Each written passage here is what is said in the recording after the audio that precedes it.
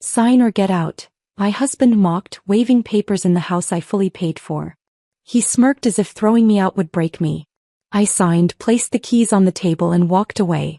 The next morning, his elite lawyer screamed at him, "Do you have any idea what you just let her do? We need to talk about the house." Blake's voice cut through the darkness at 7 a.m., and I found him sitting in my home office chair, fully dressed, briefcase at his feet. He'd arranged my own financial documents across the desk. Bank statements, mortgage papers, the deed, like evidence in a courtroom. "I've done some calculations," he continued, pulling out a fresh legal pad covered in numbers. "It's time we discuss who really owns what in this marriage." The briefcase was new. Brown leather, combination locks, the kind carried by men who wanted to look important in meetings they'd never attend. Blake had positioned himself behind my desk like he belonged there, in the office where I'd built Cassidy Blackwood Consulting from nothing into a 7-figure enterprise.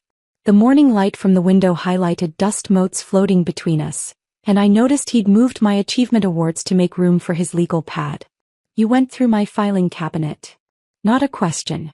The locked cabinet where I kept original documents, contracts worth millions, sensitive client information that required NDAs just to discuss.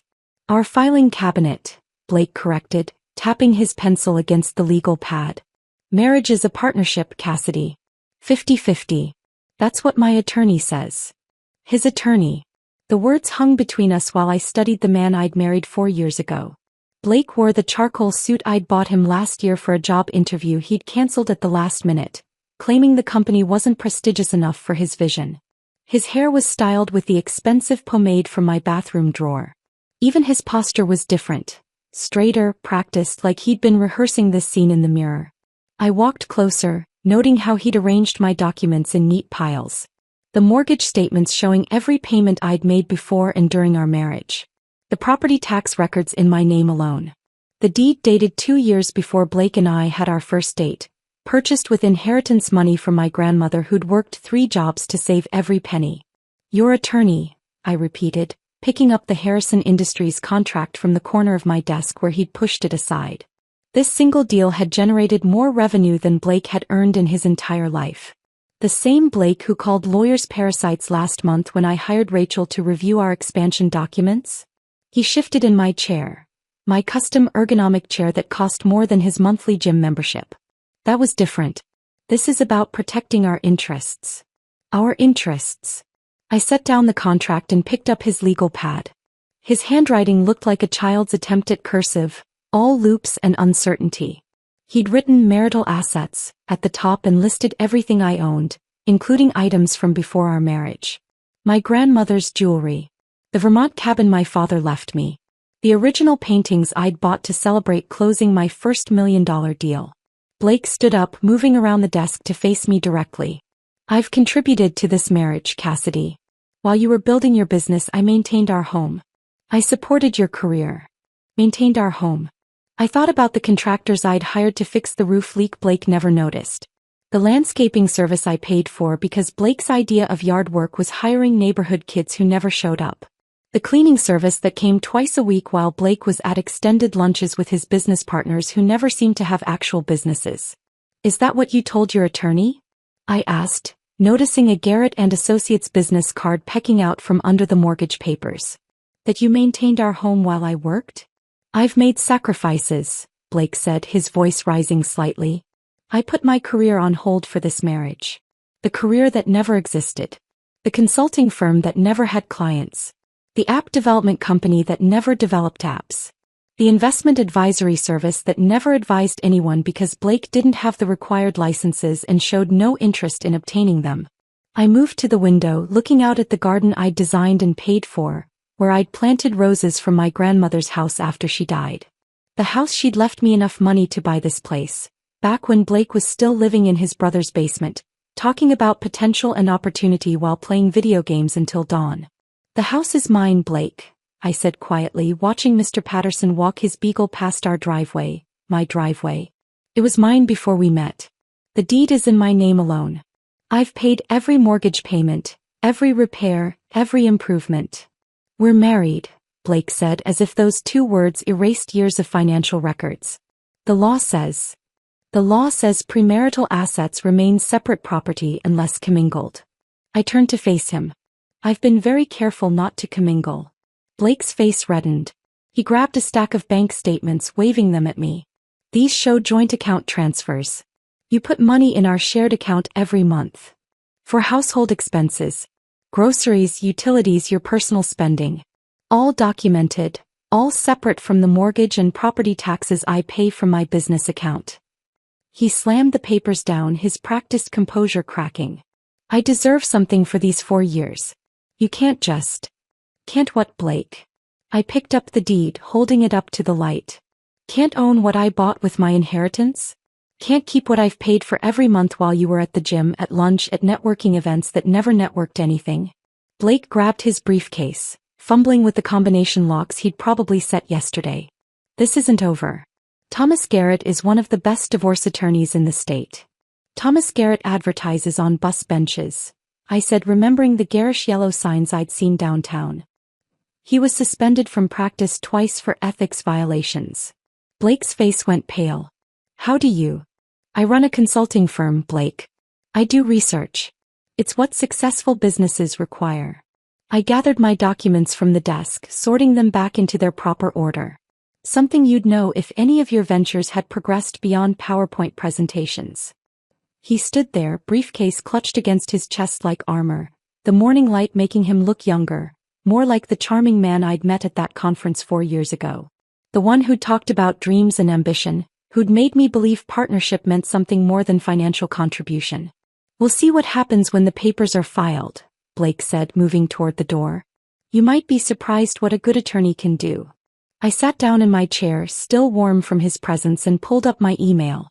3 new client inquiries, a contract renewal from Morrison Group, and a message from Rachel Thornton marked, urgent, read immediately. My attorney, who actually was one of the best in the state, had been expecting this day for months.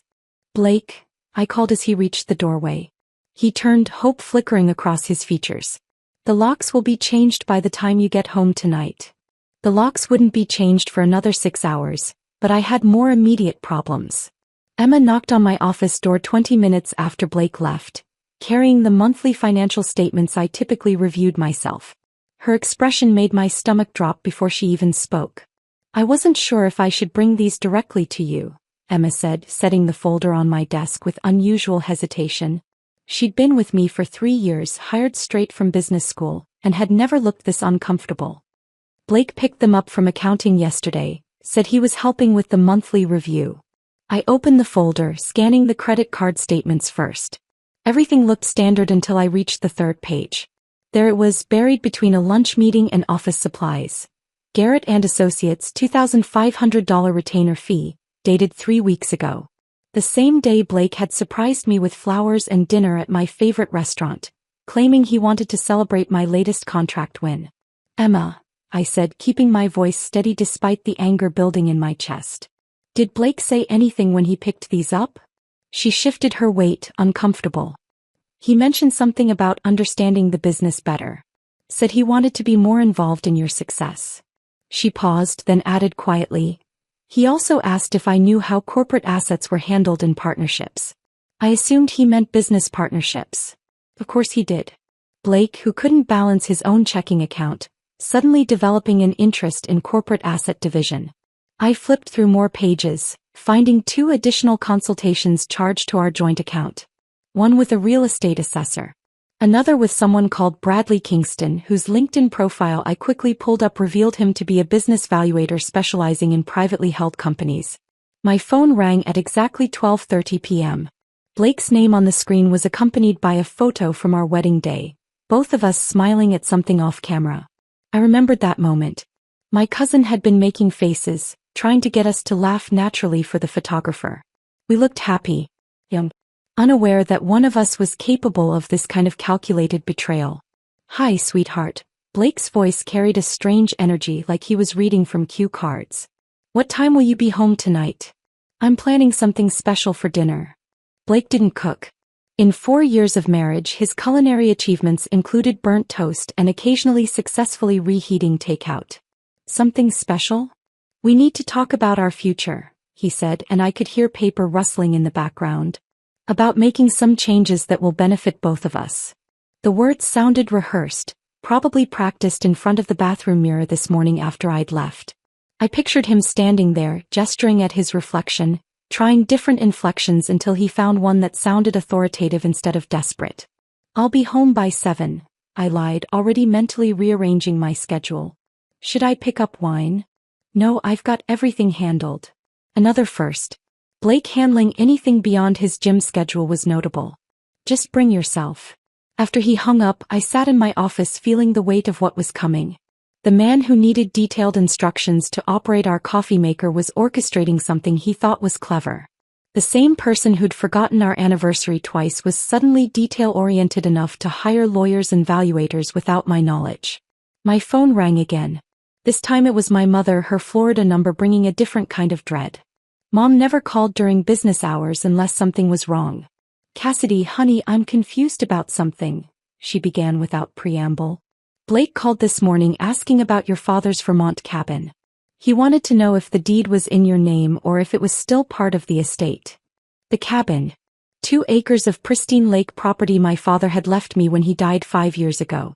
Blake had been there exactly once, complained about the lack of Wi-Fi the entire weekend, and swore never to return.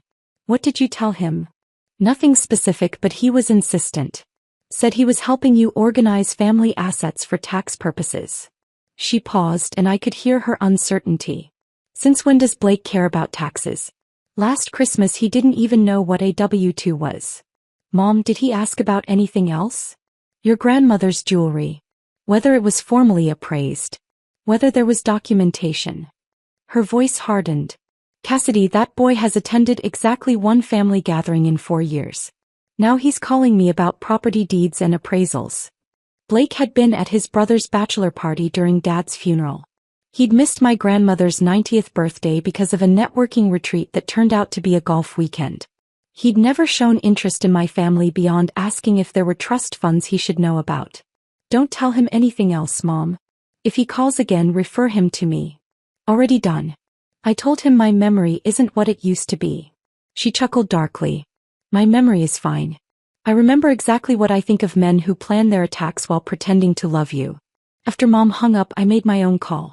Rachel Thornton answered on the second ring, her voice crisp and professional even though I was calling her personal line. "Cassidy, I wondered when you'd call. You were expecting this?" "I've been expecting it since Blake showed up at the Harrington Charity Gala last month, chatting up divorce attorneys during the cocktail hour. Word travels in legal circles." I thought back to that night. Blake had disappeared for an hour, claiming he was networking.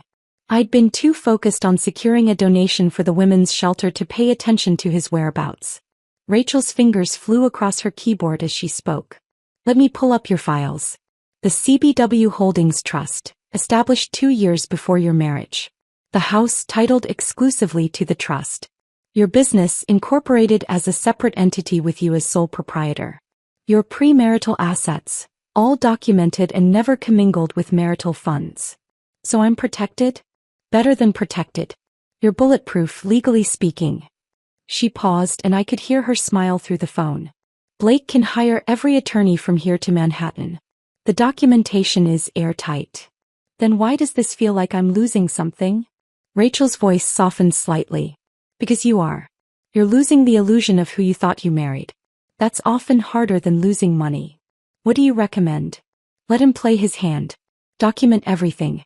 Every conversation, every financial transaction, every meeting with his bargain basement attorney." Her tone sharpened again, back to business. "Men like Blake always overplay when they think they're winning. Their ego becomes evidence." I thought about Blake sitting in my office chair this morning, arranging my papers like props in his performance. The new briefcase, the practiced posture, the rehearsed phrases. He wasn't just planning a divorce. He was staging a takeover. "Rachel, he's planning something for tonight. A dinner where we discuss our future.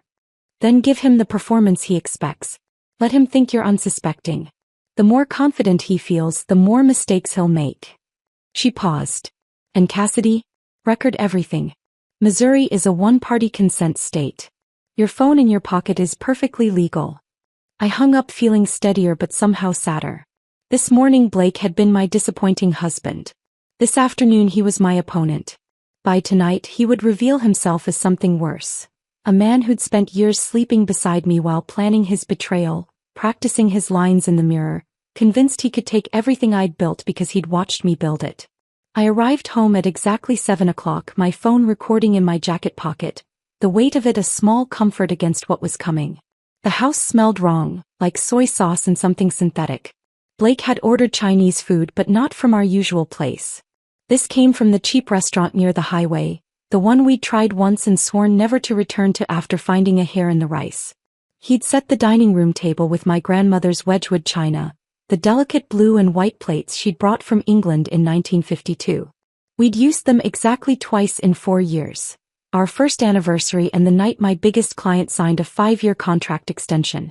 Blake had complained both times about hand-washing them, said it was pretentious to own dishes you couldn't put in the dishwasher. Now he moved around my kitchen with unfamiliar purpose, plating orange chicken and beef broccoli onto porcelain that had survived 2 world wars and 3 generations, only to be used as props in Blake's performance.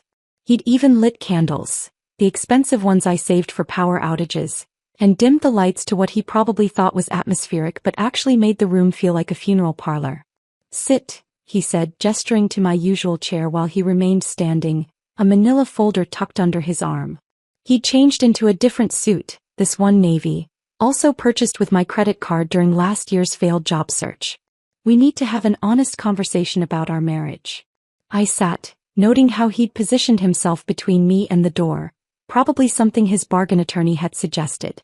Establish dominance. Control the exit. Make her feel trapped. What neither Blake nor his busbench lawyer understood was that I'd negotiated with corporate executives who ate intimidation tactics for breakfast. Blake cleared his throat and launched into what was obviously a prepared speech. "Cassidy, we've grown apart. Our life paths have diverged in ways neither of us anticipated when we set our vows." He paused dramatically, the way he'd seen actors do in movies. "I've been doing a lot of soul-searching, attending therapy, working on myself." Therapy. That was new. Unless he counted YouTube motivational videos as professional help, Blake had never set foot in a therapist's office. He continued, his voice taking on the smooth cadence of a bad TED Talk. "I've realized that our marriage has become unbalanced. You're consumed by your work and I've been left to manage everything else alone. The emotional labor, the household management, the sacrifice of my own dreams to support yours." I reached for my water glass, letting him continue his monologue while I studied his face.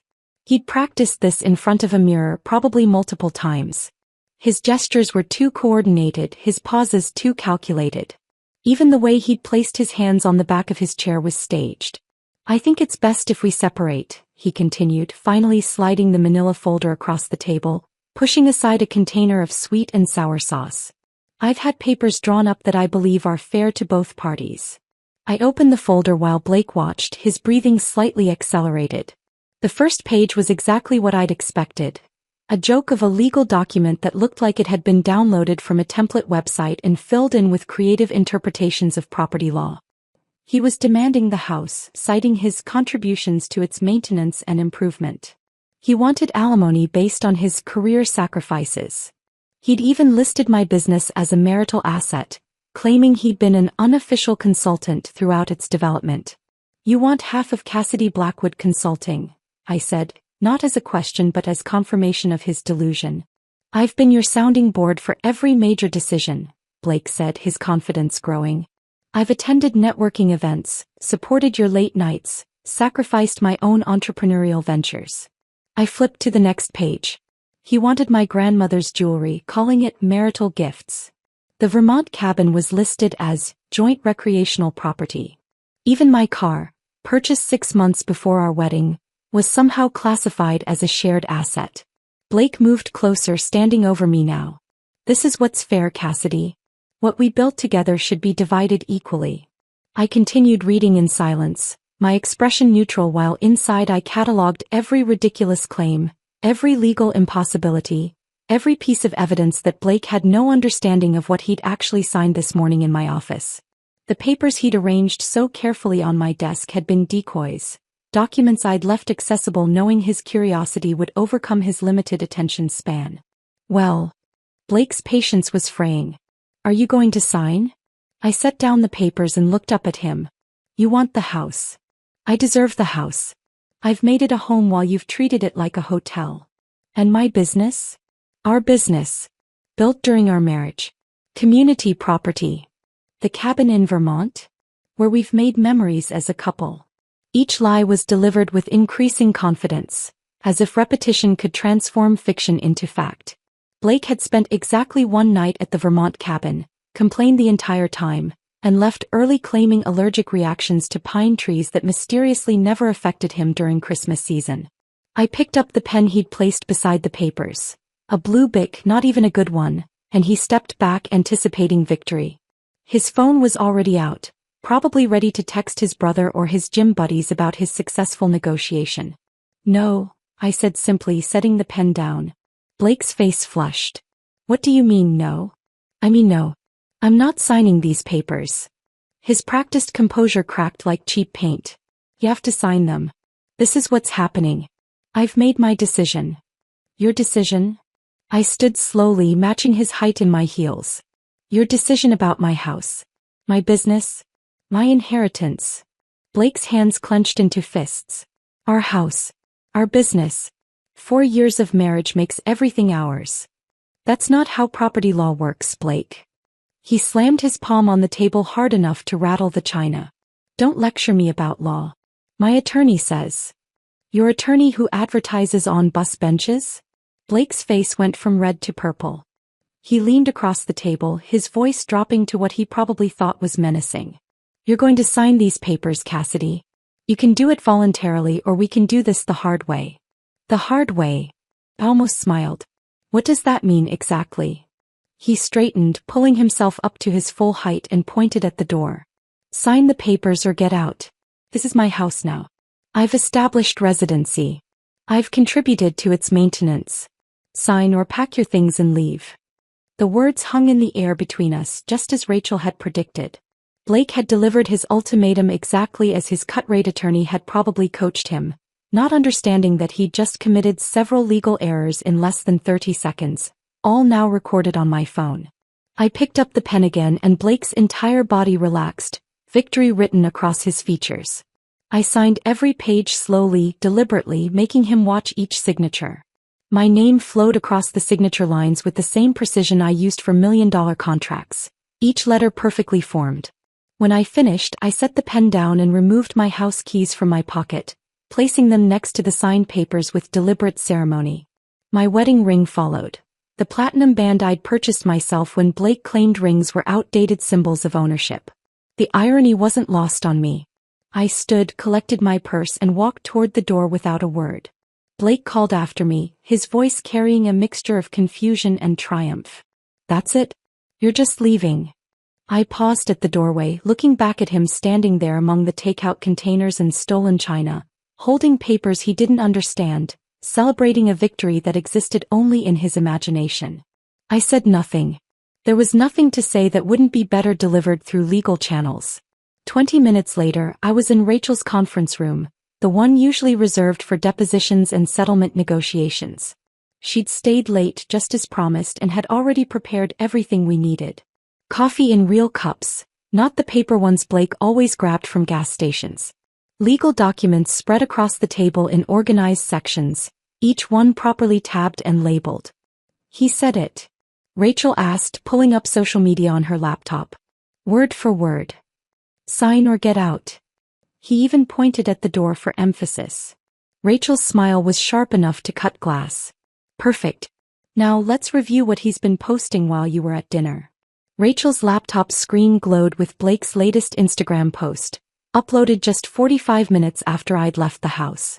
The photo showed him raising a beer in my living room, surrounded by his gym crew with the caption, "New chapter starts now. Sometimes you have to remove toxic people to find your peace. Hashtag fresh start, hashtag my house my rules, hashtag leveling up." He's literally broadcasting evidence, Rachel said, taking screenshots with methodical precision. Look at this one. She scrolled to another post where Blake had photographed my home office, now transformed into what looked like a gaming paradise.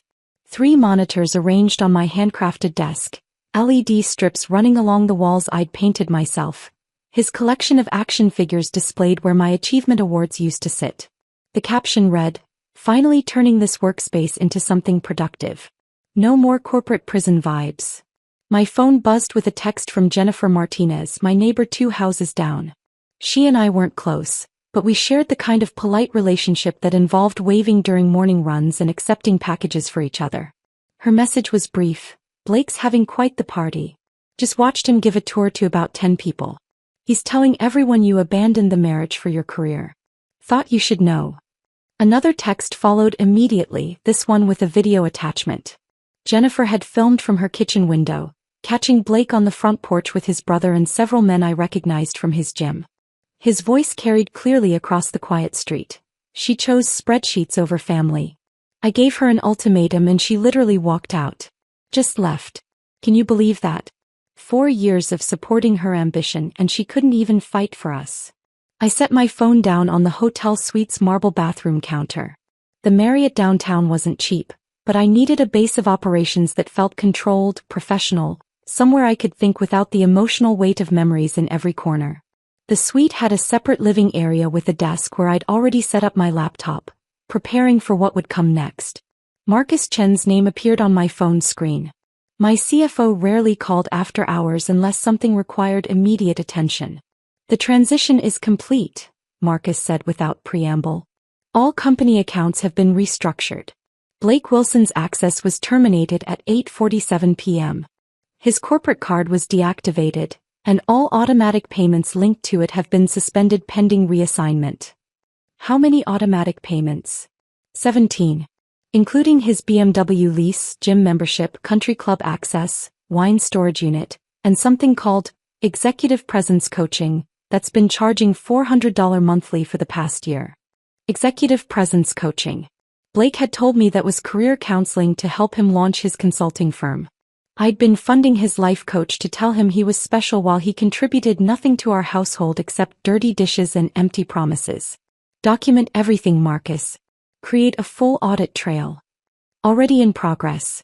Also, Blake attempted to use the corporate card 20 minutes ago at something called Velocity Sports Bar. The transaction was declined. Of course he'd tried to put his celebration party on my company card. The same card he'd been using for years to fund his lunches with potential business partners, who never materialized into actual ventures. My phone rang again, this time showing my sister Sarah's face. A photo from last Christmas when she'd visited from Seattle. Sarah was 3 years younger but decades wiser when it came to reading people. She'd never liked Blake, though she'd been polite enough to hide it during family gatherings. What kind of manipulative garbage is Blake trying to pull? Sarah's voice was tight with anger. "He just called me claiming you're having some kind of breakdown, that you walked out on your marriage and need space to process your emotions.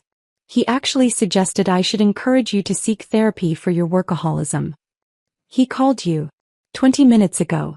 Had the nerve to sound concerned like he was the worried husband. Kept saying you'd chosen your career over family, that he'd tried everything to save the marriage but you were too focused on money to see what really mattered." I moved to the suite's window looking down at the city lights. Somewhere out there, Blake was celebrating in my house, telling his version of events to anyone who would listen. The villain narrative he'd crafted where I was the cold, calculating businesswoman who'd abandoned a loving husband. "Sarah, he's trying to control the narrative before." Before what? "Cassidy, what's really happening?" Because the Blake who called me sounded coached, like he was reading from a script. He used words Blake doesn't know. He mentioned emotional labor and relationship equity. Since when does Blake know those terms? Since his attorney told him what to say. Sarah's silence lasted several seconds. "He's trying to take the house, isn't he? The house Grandma's money bought. Among other things. That pathetic leech. 4 years of you paying for everything while he played entrepreneur, and now he wants to steal what you built." Her voice rose. "Remember when Dad was in the hospital? Where was Blake?" "Oh right, at a crucial networking retreat that turned out to be a golf weekend. I remember. 3 months Dad was sick and Blake visited once. For 20 minutes. And now he's calling me about family values." She paused, her voice softening. "Do you need me to come get anything from the house?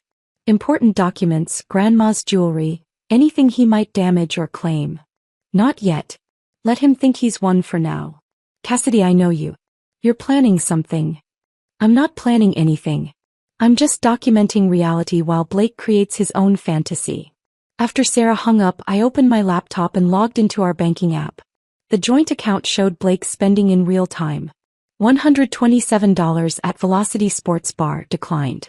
$84 at the liquor store declined. $45 at the pizza place declined. Each rejection was time-stamped, creating a digital trail of Blake's collapsing celebration. A text from Emma appeared. Blake called the office asking about accessing the company portal. Claimed he needed to review partnership documents. Security flagged it as unauthorized access attempt. Partnership documents. Blake, who'd never been a partner in anything except spending my money, was already trying to establish a claim to my business. His attorney must have told him to gather evidence of involvement, not understanding that every login attempt, every call, every text was being logged by people who actually understood documentation. My phone buzzed with another Instagram notification. Blake had posted a photo of my wine cellar, the one I'd had custom built to store my collection of investment-grade vintages. He'd opened one of my 2015 Chateau Margaux bottles, worth about $800, and was pouring it into red Solo cups for his gym buddies. The caption, "Life's too short for saving things for special occasions. Today is the special occasion." Rachel texted immediately. "He's documenting destruction of separate property assets. Keep recording everything." The hotel room's silence felt strange after years of Blake's constant noise. His video games, his conference calls for businesses that never launched, his motivational podcasts played at volumes that suggested he thought success could be absorbed through decibels alone. Here in this temporary space I could think clearly for the first time in months. Another message arrived, this one from the BMW dealership. "Ms. Blackwood, we're attempting to reach Blake Wilson regarding his lease payment. The account on file has been declined. Please contact us at your earliest convenience." Blake's first stumble was beginning. Tomorrow, when he woke up hungover in my house, surrounded by empty bottles and the debris of his premature victory party, the calls would start. The gym wondering about his membership. The country club about his access card. The wine storage facility about his monthly fee. Each small failure would build into an avalanche of reality that no amount of Instagram filters could hide. I closed my laptop and prepared for bed in sheets that didn't smell like Blake's cologne or carry the weight of shared disappointments. Tomorrow would bring new developments, new evidence, new mistakes as Blake continued to celebrate a victory that existed only in his imagination. Morning arrived with a text from Emma that made me sit up straight in the hotel bed. "Can we meet before the office opens? There's something I should have told you months ago." The timestamp showed 5:47 a.m. Emma never messaged before 7 unless something was seriously wrong. We met at a quiet coffee shop 3 blocks from my office, the kind of place where business deals were discussed in whispers and nobody looked up from their laptops. Emma was already there, nervously shredding a napkin into tiny pieces, her usual composure completely absent. 3 months ago, during the Patterson Industries conference, she began without preamble, "I saw Blake at the Marriott downtown. You were giving your keynote presentation, and I'd stepped out to handle that emergency with the Chicago contract." She paused, forcing herself to meet my eyes. He was with someone. A woman. Early 20s, blonde, extremely fit. The coffee shop's jazz music played softly while I processed this information. 3 months ago, Blake had told me he couldn't attend the conference because of a stomach bug. I'd delivered my presentation to 300 industry leaders while my husband was at a hotel 6 blocks away. "I convinced myself it was a client meeting," Emma continued. "Blake was always talking about his business ventures, so I thought maybe he'd finally found an investor or partner." She pulled out her phone, scrolling through Instagram with practiced efficiency. "Then last week I saw this." The screen showed a woman's profile. Jessica Reeves, personal trainer and fitness influencer. In her recent posts, Jessica was wearing my diamond tennis bracelet, the one Blake claimed had been sent for cleaning 2 months ago. Another photo showed her in my Cartier watch, an anniversary gift that had supposedly been lost during our last vacation. My grandmother's pearl necklace adorned her neck in a gym selfie, hashtag blessed and hashtag living my best life. "These are all your pieces, aren't they?" Emma asked quietly. "I recognize them from company events." The pearls had been my grandmother's wedding gift from my grandfather in 1951. Blake had told me they were at the jeweler being restrung. The watch had mysteriously disappeared from our bedroom dresser. The tennis bracelet had supposedly fallen off during one of Blake's golf outings, and he'd filed an insurance claim that I'd never followed up on because I trusted my husband. Rachel called while I was still staring at Jessica's Instagram. My forensic accountant found something interesting. Blake opened a separate account 4 months ago at First National. Different branch from your usual one, using your home address but only his name. How much? $37,000 in deposits over 4 months. Cash deposits structured to avoid reporting requirements. Classic concealment tactics. Papers rustled in the background. The timing corresponds with items disappearing from your inventory. Your grandmother's silver tea service, the signed first edition books from your father's collection, several pieces from your storage unit. My father's books. The complete Hemingway collection he'd built over 40 years, each volume carefully selected and preserved. Blake had said the storage unit had been reorganized for climate control, that everything was safer in new containers I hadn't had time to inspect. He's been liquidating assets for months, Rachel continued. Building an escape fund while you paid for everything. The mortgage, utilities, his car insurance, food, his gym membership. You were funding his lifestyle while he was stealing from you to fund his exit. After ending the call, I drove to my house, not to confront Blake but to speak with Mrs. Chin next door. She answered immediately as if she'd been expecting me. Mrs. Chin was 73, sharp as a legal brief, and had lived next door since before I bought the house. She'd never liked Blake, calling him that loud man, whenever his music disturbed her afternoon tea. I have something to show you, she said, leading me to her dining room where a laptop sat open on her polished mahogany table. My grandson installed these doorbell cameras after those package thefts last year. They record everything. The footage began playing. Date stamp.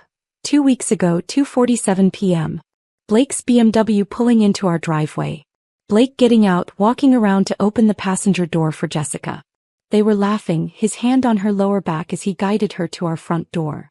The casual intimacy of people who'd done this many times before. There's more, Mrs. Chin said, clicking to another file. This is from last month. Jessica arriving alone with her own key. My house key. Walking in like she owned the place while I was at a client meeting in Boston. The timestamp showed she stayed for 3 hours. Another video showed them carrying boxes from the house to Blake's car. My boxes. My belongings. My life being stolen piece by piece while I worked 14-hour days to pay for the roof over their heads. I should have said something sooner, Mrs. Chin apologized. But I wasn't certain it was my place to interfere in marital matters. Back at the hotel, Rachel had assembled more information about Thomas Garrett, Blake's attorney. The research painted a picture of staggering incompetence wrapped in flashy marketing. 2 suspensions from the bar for ethics violations, one for mishandling client funds and another for filing frivolous lawsuits. His website promised aggressive representation for men's rights, and featured testimonials that Rachel's investigator discovered were fabricated. He advertises on Facebook and Craigslist, Rachel said, barely concealing her professional disdain. His success rate is 12%. Most of his cases settle unfavorably or get dismissed. Blake found him through a sponsored post that promised David versus Goliath legal victories. The irony was perfect. Blake, convinced of his own brilliance, had hired an attorney whose incompetence was documented in public records. He'd chosen flash over substance, marketing over merit, the same way he'd approached everything in our marriage. Marcus Chin sent another update about Blake's financial situation. The executive presence coaching had been cancelled for non-payment. His wine storage unit was sending default notices. The country club had suspended his membership pending payment of outstanding dues. Each domino falling exactly as predicted, Blake's carefully constructed image crumbling one declined transaction at a time. Jessica had posted another photo that evening, wearing my grandmother's emerald ring at a restaurant I recognized as the place Blake had proposed to me 4 years ago. The caption read, "When you know you know. #new beginnings, #upgrade, #word hit. Great. As if my life, my success, my grandmother's jewelry were just temporary placeholders until Blake could trade up to a younger model. The investigation was revealing more than just financial fraud and adultery. It was exposing the systematic planning of a man who'd viewed our marriage as a business opportunity from day one, staying just long enough to position himself for what he thought would be a profitable exit. Rachel and I arrived at her office at 8 in the morning, earlier than usual, because she wanted to review the trust documentation one more time before the inevitable phone calls started. The morning sun streamed through her corner office windows, illuminating the neat stacks of papers that represented 4 years of my marriage reduced to asset lists and legal precedents. At exactly 8:47 a.m., my phone lit up with notifications from the BMW dealership's automated system. Blake's car had been repossessed from my driveway 30 minutes earlier. The tow truck driver had left a notice on the front door explaining that the lessee should contact the financial services department immediately. Blake, who rarely woke before 11, would discover this in a few hours when he stumbled outside expecting to find his precious status symbol waiting in the garage. Emma forwarded me an email that had bounced back from Blake's company email address, the one I'd set up for him 2 years ago when he insisted he needed it for his consulting business that never materialized.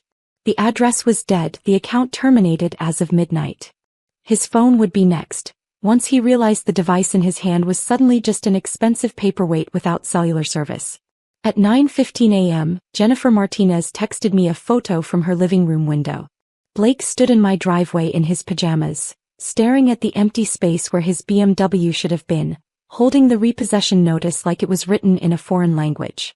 Even from a distance I could see his confusion morphing into panic as he tried to call someone, anyone, only to discover his phone had no service. Rachel's paralegal knocked and entered, carrying a fresh cup of coffee and wearing an expression of barely suppressed amusement. Mr. Wilson just tried to use the Keurig machine at the house. The Smart Plug app shows 5 failed attempts to activate it remotely. He also tried the television, the sound system, and the automated blinds. Everything's been disconnected from his access. The smart home system I'd installed last year, all connected to my account, all controlled by my phone.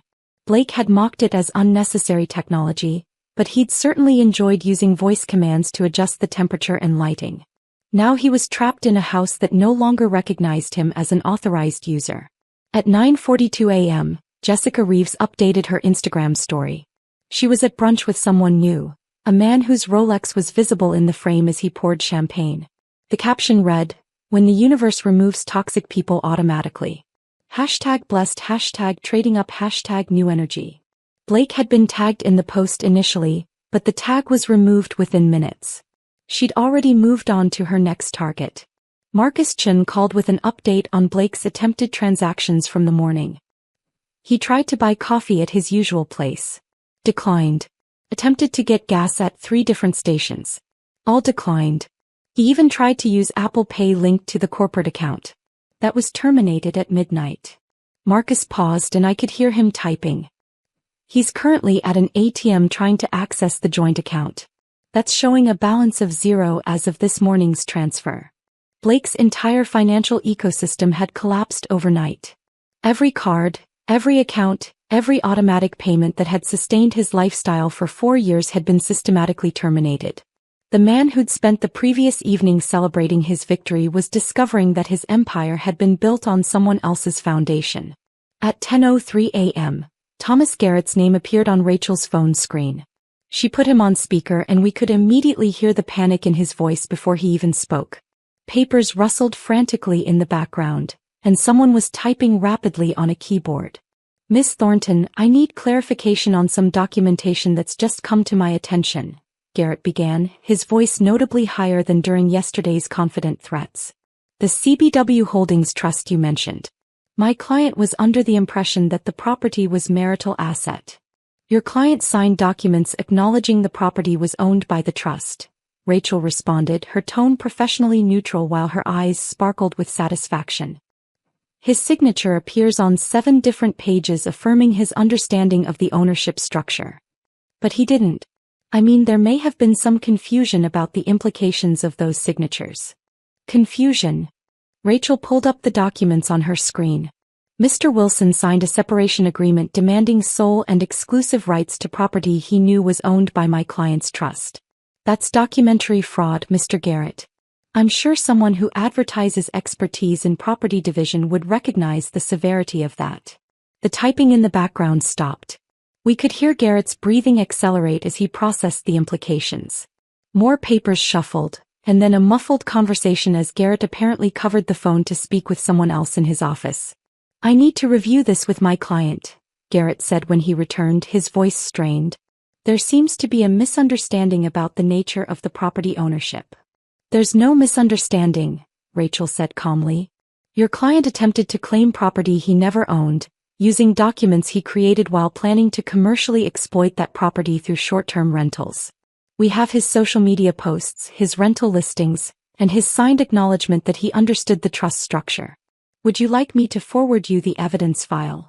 Another pause, longer this time. Then Garrett's voice, barely controlled, speaking to someone in his office but clearly audible through the phone. "Get Blake Wilson on the phone immediately." We heard the speakerphone click on in Garrett's office, and then Blake's voice, panicked and angry. "Tom, what's happening? My car is gone, my cards don't work, I can't even make coffee in my own house." "It's not your house," Garrett said flatly. "It never was your house." "What are you talking about?" "I have the separation agreement. She signed it. She gave me the house." Garrett's composure finally cracked completely.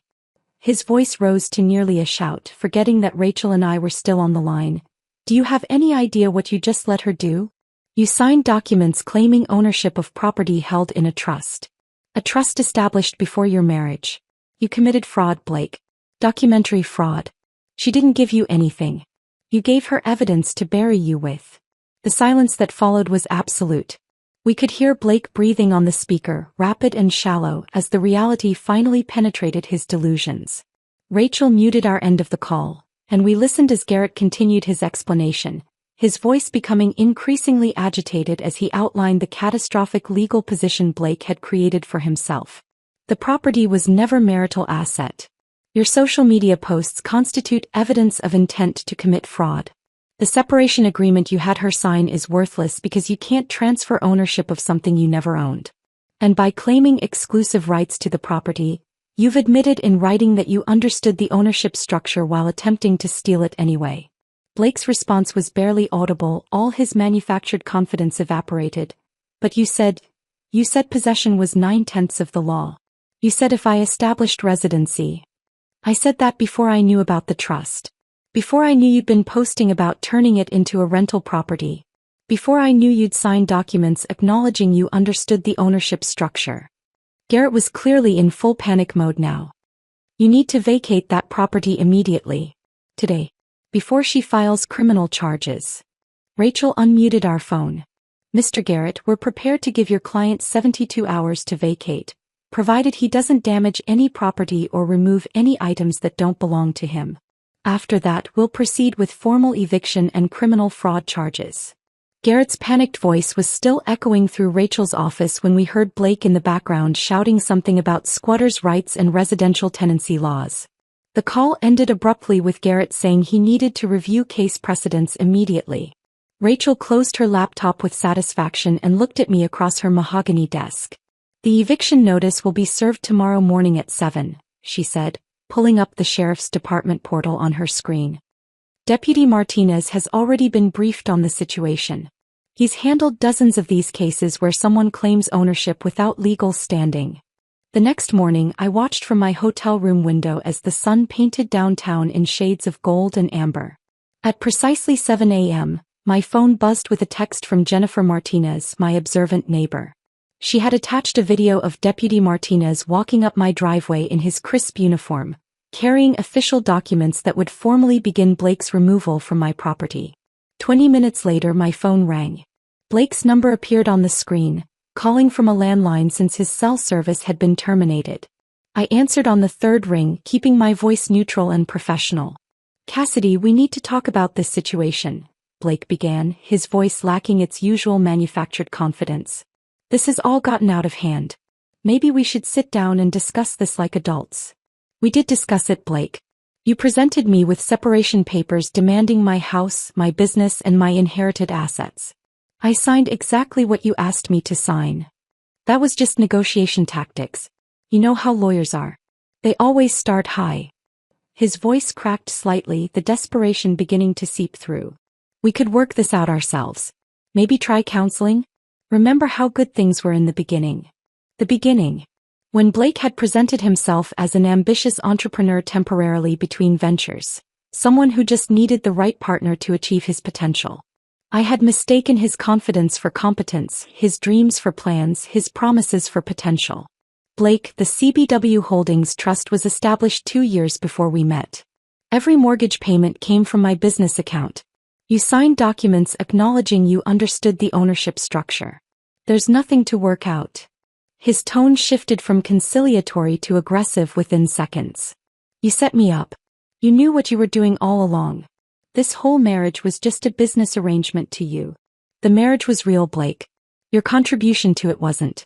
For years, and you never paid a single household bill, never contributed to the mortgage, never even bought groceries unless it was with my credit card. I supported you emotionally. I maintained our home. I sacrificed my career. His voice rose to nearly shouting, the same rehearsed lines his attorney had probably fed him. You played video games while I worked 14-hour days. You went to the gym while I negotiated million-dollar contracts. You had affairs while I was at conferences earning the money you were spending. I kept my voice steady, factual, without emotional inflection. You didn't sacrifice anything because you never had anything to sacrifice. The silence stretched for several seconds before Blake's voice returned, smaller now, almost pleading. Where am I supposed to go? I don't have any money. My car's been repossessed. You've destroyed my life. Your brother is coming with a moving truck this afternoon. You have 72 hours to remove your personal belongings. Anything you actually own, not anything purchased with my money or claimed as mine.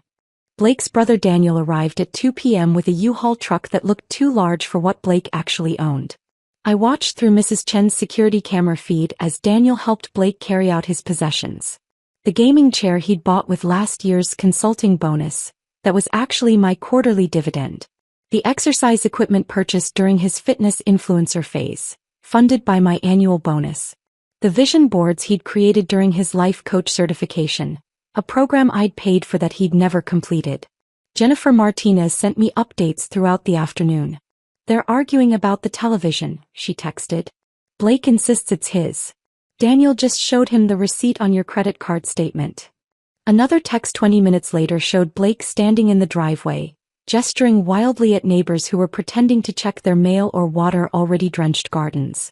Mrs. Chen had positioned herself on her porch with a cup of tea, watching the proceedings with undisguised interest.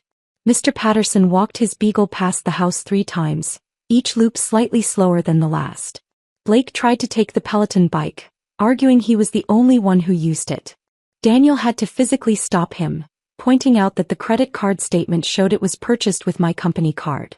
The wine refrigerator became another point of contention until Daniel pulled up the purchase history on his phone, proving it predated Blake's arrival in my life. By 4 p.m., the truck contained a pathetically small collection of items. Blake's clothes, most of which I'd purchased but wasn't interested in fighting about. His collection of self-help books and business guides, none of which had ever translated into actual business activity. The plaques and certificates from his various online courses and certifications, monuments to potential that never materialized into productivity. Rachel called as they were loading the last boxes. I have the forensic accounting report complete. Do you want to know the total? Tell me. Over 4 years, Blake Wilson contributed exactly $0 to household expenses. He spent $342,768 of your money on what he categorized as business development, networking, and professional advancement. She paused and I could hear her flipping through pages. This includes $47,000 in gym and fitness-related expenses, $83,000 in restaurant bills for meetings with potential partners who never materialized, $31,000 in online courses and certifications he never completed, and $45,000 in travel for conferences where he was supposedly building his network. And the rest. Personal shopping, entertainment, and cash withdrawals that coincide with the dates he was seeing Jessica. Every penny documented, every transaction tracked. If he tries to claim any financial interest in your assets, this report will demonstrate he was essentially a dependent who contributed nothing while depleting marital resources. I thought about all those evenings I'd come home exhausted from client meetings to find Blake on the couch, planning his next big venture while I paid for his dreams and delusions. $342,000 over 4 years. That money could have funded a scholarship program, supported a women's shelter, or helped actually struggling entrepreneurs launch real businesses. Daniel knocked on several more doors as the afternoon wore on, apparently looking for boxes or tape or bubble wrap.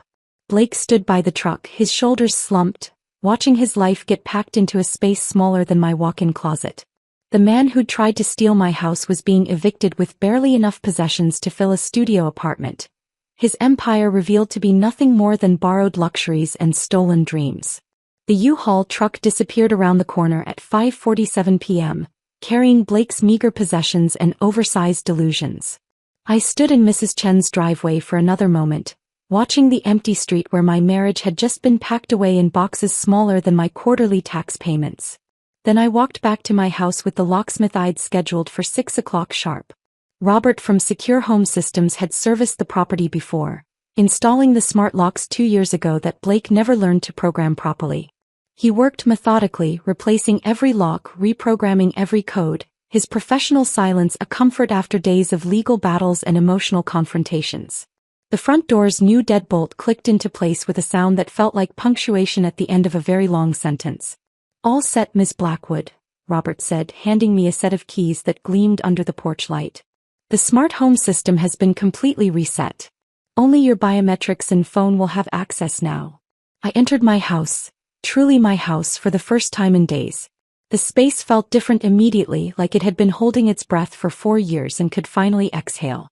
Blake had always kept the curtains drawn, claiming the sunlight gave him headaches when really he just preferred the cave-like atmosphere for his gaming marathons. I moved through each room, pulling open curtains, raising blinds, letting the evening light flood spaces that had been shrouded in his manufactured darkness. The living room windows revealed the garden I'd planted but barely enjoyed, always too tired from work, while Blake complained the outdoor furniture wasn't comfortable enough for his afternoon naps. The kitchen seemed larger somehow without his protein powder containers cluttering every surface, his collection of energy drinks that left rings on my grandmother's wooden table. I opened windows that had been sealed shut since winter, letting fresh air replace the stale mixture of his cologne and whatever supplements he'd been taking for his latest fitness transformation. ServiceMaster arrived the next morning with a deep cleaning crew. Not because the house was dirty in any conventional sense, but because I needed every trace of Blake's presence professionally erased. They worked through each room with industrial-grade equipment, steam cleaning carpets where he'd spilled his sports drinks, sanitizing bathrooms where he'd left his expensive skincare products that never made him look any younger, just more desperate. "We'll need to pay special attention to the master bedroom," I told the crew leader, a middle-aged woman named Patricia who understood without further explanation. She'd probably seen enough divorce cleanings to recognize the particular kind of sanitation that had nothing to do with germs and everything to do with reclaiming space from someone who'd contaminated it with betrayal. While they worked, I drove to the storage unit where I'd been keeping my father's books and my grandmother's china that Blake had deemed too cluttered for our minimalist aesthetic. His term for empty spaces he was too lazy to decorate. Box by box, I brought back the pieces of my life I'd hidden to make room for his ego. The complete works of Maya Angelou that Blake called depressing. The Victorian secretary desk my grandmother had written her letters on, which Blake said ruined the modern flow of the living room. My office transformation took 3 days. Where Blake's vision boards had covered the walls. Dreams of businesses that never launched, goals that never materialized, motivational quotes that never motivated action. I rehung my achievement awards.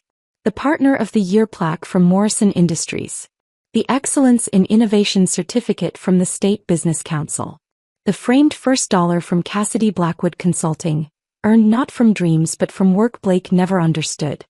His garage gym equipment had already been removed, leaving a vast empty space that echoed with possibility. Within a week, contractors had transformed it into the library I'd always wanted. Floor-to-ceiling bookshelves filled with the collection Blake had mocked as pretentious, leather-bound editions he'd called wasteful, first editions he'd tried to sell behind my back. A reading chair positioned perfectly to catch the morning light. The room smelled like wood polish and old paper, not rubber mats and his perpetual gym sock stench. Sarah flew in from Seattle to help with the final touches, bringing a bottle of champagne she'd been saving since our father's death. "For when you finally came to your senses," she said, popping the cork in my newly reclaimed kitchen. We drank from my grandmother's crystal glasses, the ones Blake had wanted to sell because nobody uses crystal anymore. The truth about Blake's evictions spread through professional networks without my saying a word. Emma mentioned that Patterson Industries had been asking about the sudden change in my emergency contact information.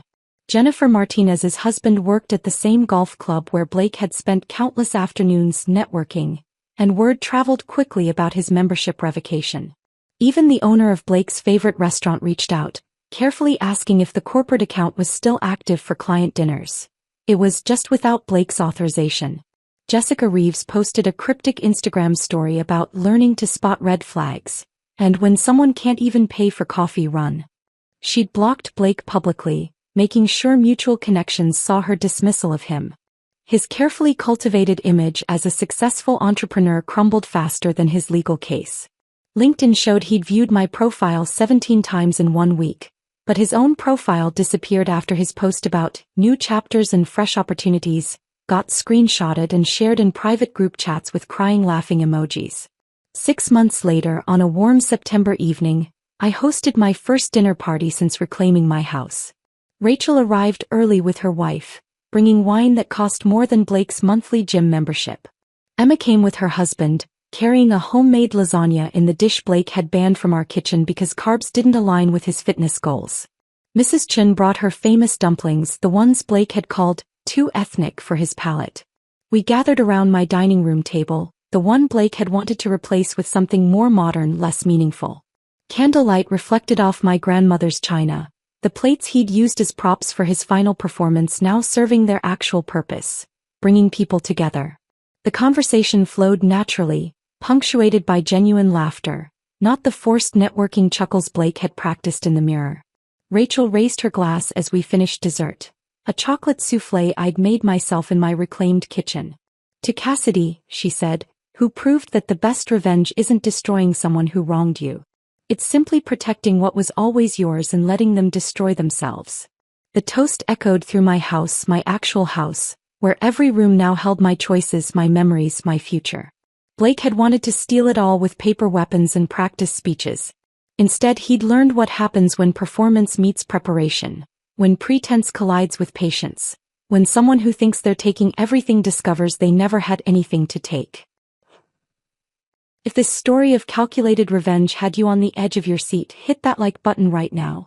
My favorite part was when Blake's attorney screamed, "Do you have any idea what you just let her do?" after realizing his client had signed away everything for a house he never owned. What was your favorite moment? Drop it in the comments below. Don't miss more thrilling stories like this. Subscribe and hit that notification bell so you never miss an upload.